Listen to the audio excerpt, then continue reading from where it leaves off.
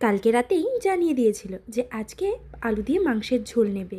এই অর্ডারটা পেয়েছিলাম রাতেই, সেই জন্য রাতের বেলাতেই মাংসটাকে ভালো করে নুন, হলুদ আর একটু সর্ষের তেল দিয়ে ম্যারিনেট করে ওভারনাইট রেখে দিয়েছিলাম। সকাল হতে না হতেই রান্নাঘরে চলে গেলাম আর রান্নাটাও তাড়াতাড়ি রেডি করার জন্য সব কিছু গুছিয়ে নিলাম। প্রথমে কড়াইটাকে বসিয়ে দিয়ে ভালো করে গরম করে নিয়ে তাতে দিয়ে দিলাম তেল। এবার এখানে দুটো আলু আমি 2 টুকরো করে 4টে টুকরো করে নিয়েছি। আলুগুলোকে লালচে করে ভেজে তুলে নিচ্ছি। হ্যাঁ, মাংসের সাথে যদি আলু না থাকে অনেক সময় জমেই না, তবে মাংসের আলু কিন্তু বেশি টেস্টি হয় খেতে, সেই জন্য তাড়াতাড়ি রান্নাটা বসিয়েই দিয়েছিলাম। এবার আলুগুলো ভেজে নিয়ে ওই কড়াইতেই দিয়ে দিলাম গোটা জিরে ফোড়নে। জিরেটা ফুটে উঠতেই দিয়ে দিচ্ছি পেঁয়াজ কুচি। পেঁয়াজ কুচিটাও হালকা ব্রাউন কালার হয়ে আসতেই দিয়ে দিচ্ছি এর মধ্যে মশলা। আমি আগেও বলেছি, আমি নিজের জন্য যেভাবে রান্না করি সবার জন্যই কিন্তু সেভাবেই রান্না করি। যতই এটা অর্ডারের হোক না কেন, তবু কিন্তু আমি নিজের মতো করেই রান্না করেছি।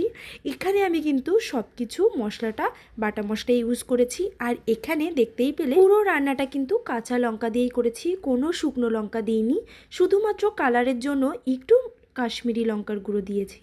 এবার মশলাটা দিয়ে একে একে পরিমাণ মতো নুন, হলুদ গুঁড়ো, একটু জিরে ধনে গুঁড়ো, কাশ্মীরি লঙ্কার গুঁড়ো দিয়ে ঢাকা দিয়ে মশলাটাকে কষিয়ে নিচ্ছি। যতক্ষণ না মশলা থেকে কাঁচা গন্ধ যাচ্ছে ততক্ষণই কিন্তু মশলাটাকে খুব ভালোভাবে ঢাকা দিয়ে দিয়ে কষিয়ে নেব। আর তেলের পরিমাণটাও দেখতে পেয়েছো, অতি সামান্যই। চিকেনের এই রেসিপিতে বেশি তেল আমি একদমই ব্যবহার করিনি, তবে কেউ যদি বলে লাল লাল ঝাল ঝাল একটু তেল দিয়ে বেশি করে কষা কষা করে চিকেন করে দাও তো, তাহলে তাদের জন্য সেভাবেই করে দিই। আজকে যেহেতু বলেছিল আলু দিয়ে মাংসের ঝোল, সেই জন্য কিন্তু এখানে বেশি তেল আমি একদম দিইনি। মশলাটাকে খুব ভালোভাবে কষিয়ে নিয়ে এর মধ্যে ম্যারিনেট করে রাখা চিকেনগুলো দিয়ে দিলাম। এবার ভালো করে কিন্তু কষিয়ে নেব ঢাকা দিয়ে দিয়ে। ভেজে রাখা আলুগুলোও দিয়ে দিলাম, দিয়ে আবারও কিছুক্ষণ নাড়াচাড়া করে আবারও ঢাকা দিয়ে কষিয়ে নেব। যতক্ষণ না মাংসটা খুব ভালোভাবে কষানো হচ্ছে ততক্ষণই কিন্তু কষাবো। একদম ঘরোয়া পদ্ধতিতে এখানে খাবার পাওয়া যাবে। বিশেষ করে আমার কাছে আসে হোস্টেলে ছেলে মেয়েদের খাবারের অর্ডার, তারা মাঝে মধ্যে একটু বাইরে থেকে খাবার খেতে চায়, কারণ আমি নিজেও হোস্টেলে থেকে দেখেছি হোস্টেলের খাবার কতটা বাজে হয়। তো সেই জন্য তারা মাঝে মধ্যে আমার কাছে এরকম রেসিপি অর্ডার করে, যেটা আমি একদম ঘরোয়া পদ্ধতিতে তাদেরকে দিয়ে থাকি। এই খাবারগুলো খেয়ে তারা আমাকে অনেকে কমেন্ট করে বলেছে, দিদি একদম বাড়ির স্বাদ পেয়ে যায়। তখন খুব ভালো লাগে যে আমি তাদের পছন্দ মতো খাবারগুলো দিতে পারছি।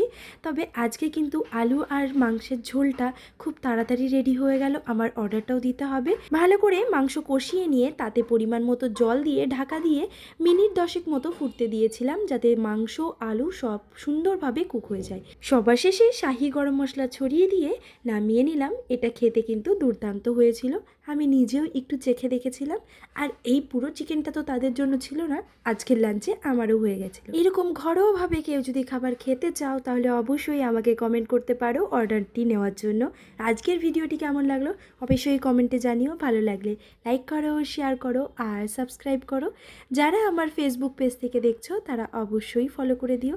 তোমরা সবাই প্রার্থনা করো যাতে আমি এইভাবে হোম ডেলিভারির কাজটা আস্তে আস্তে আরও এগিয়ে নিয়ে যেতে পারি। ভালো লাগলে লাইক করো। টাটা।